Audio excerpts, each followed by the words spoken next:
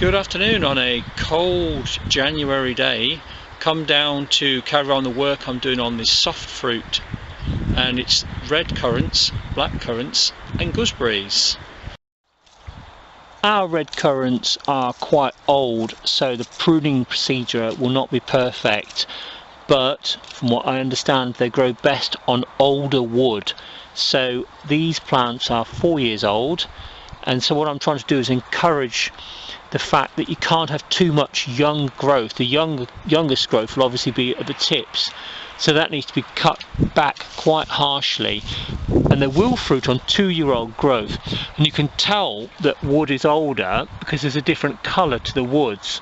Okay, and this one's been pruned to give a nice goblet shape, not wanting any inward facing branches on it, but also looking for a bud on the last cut to be an outward facing bud. Deep in the crown of the red currant, every year I go around with a spray, and that's milk and bicarbonate, because that tends to be the place where any fungus would get in. Okay, and you should remove any mummified fruit. You can see some there just dangling down there, that should need to be removed as well because it can harbour fungus. Okay, so this one again has been pruned and mostly leaving only very short amount of wood which is new growth, because I don't want the whole bush to grow too tall. And in this case again I'm looking on fruiting on the 2- and 3-year-old wood.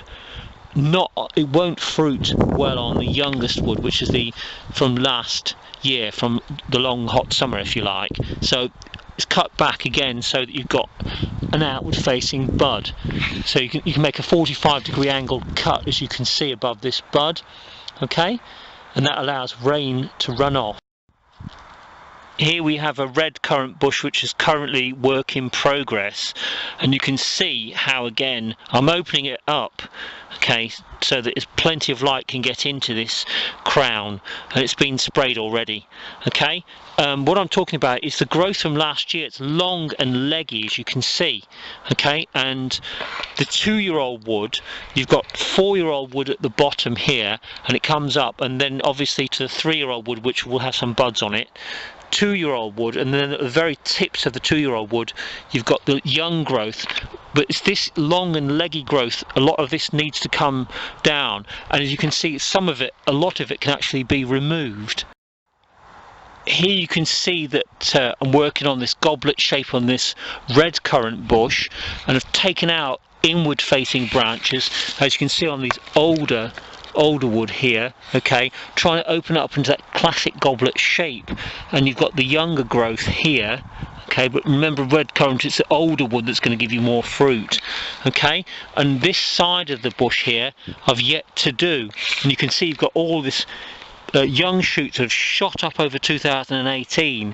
Okay, so these need to be cut back and shaped just as I've done this side of it. So this is one that's half done, this red currant, and I'm looking to encourage the older wood, but also to take out some of the branches that interfere with that goblet shape and stop pollinators coming in and out, and you need the air and light.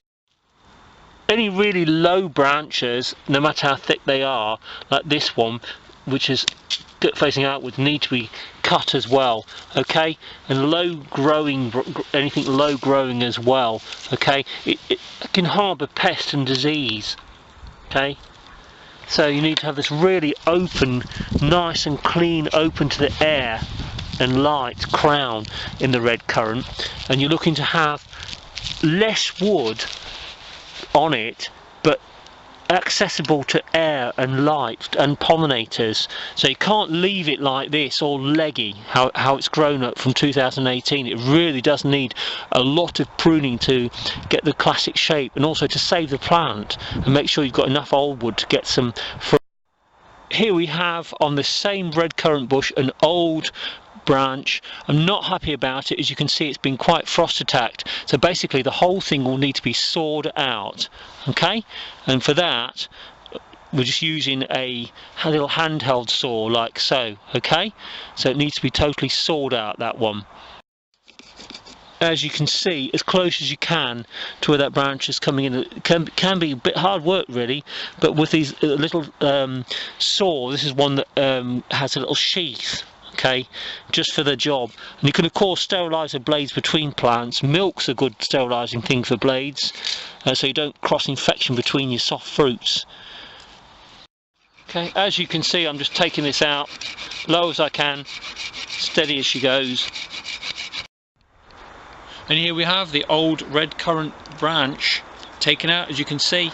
And the bark is quite damaged all around, and it's not healthy old branch. But again, this is what you want to be encouraging, is the older ones in red currant, but you need to take some out and take stock of what you've got.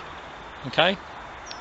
And don't forget, any old diseased wood that you've taken out needs to be burnt. Don't leave it lying around because it will harbour infection. And of course, pick up any of the branches which you've pruned, and they can just be composted safely away from the area.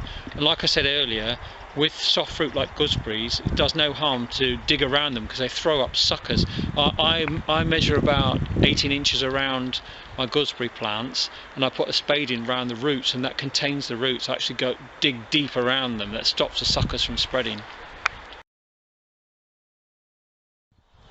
The procedure, however, for black currants is completely different to red currants. Here we have a black currant which is 4 years old, and as you can see, looking into the crown there, it's very crowded with older wood. You need to encourage younger wood, and of course there down the branch there, any mummified fruit like this little black currant here needs to be removed as well, can harbour disease. Now going up to the new growth, last year here in the UK was a very hot year, and we got a very aggressive growth on the wood, and the 1 year old wood is a lighter colour, and it comes shooting up out of the main branch. So what you've got to decide is some of the older branches, the entire older branches, need to be taken out from the middle of this plant. It's too crowded. Okay, once you get to the 1 year old wood, you're also going to have to remove quite a bit of the 1 year old wood, as in completely remove them. You don't want to keep all of the 1 year old woods. So on a main shoot, say if you wanted to keep this 1 year old growth here, I would take back a third of it, so I'd leave 2/3, so you could go to about there on that branch and leave that outward facing bud, cut at a 45-degree angle above. Don't cut too close to the outward facing bud, but at 45 degrees, and that's on a main branch. So looking at it now, it's very, very leggy, as you can see, full of this 1 year old wood. There's too much there, it's overcrowded, so you thin out your 1 year old wood, and those that you are going to keep, you take a third of them off. Okay, and looking at the old branches, it saves you a lot of trouble, because then what you're looking for is the young ones to come up from the middle, and these young ones are the ones that you need on black currants. Okay, like this one here, you need to keep that branch, it's a young branch from the ground. Some of the older ones, these are now 4 years old, you can cut them out completely, just leaving a main structure. With black currants, I am actually going to remove some of the very old wood, like this complete side branch here could go. Okay, and you need to encourage, like these young ones, see this young shoot here coming up, they need to be encouraged in black currants, and there's another one there. Okay, so it's totally different black currants to red currants. With black currants you are looking for young growth coming up from the crown and taking out some of the old ones. Okay, so I will be taking out some of the old branches and try and reduce the crowding at the top. But as you can see, probably because these have not been pruned correctly right at the beginning, they're really leggy, and a lot of I can take out quite a bit of them, but just leave enough 1 year old growth so I do get a crop this year, and hopefully then get a better shaped plant.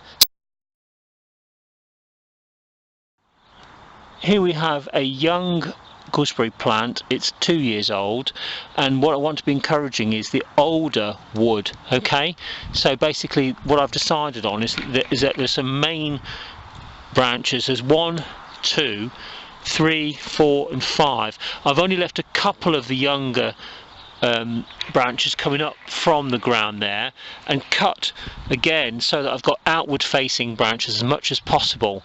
Okay, it's a little bit unruly, but the thing is, this year I'm hoping to bring these back from the brink, and also make sure if you see any suckers around them coming up, cut them and dig them out.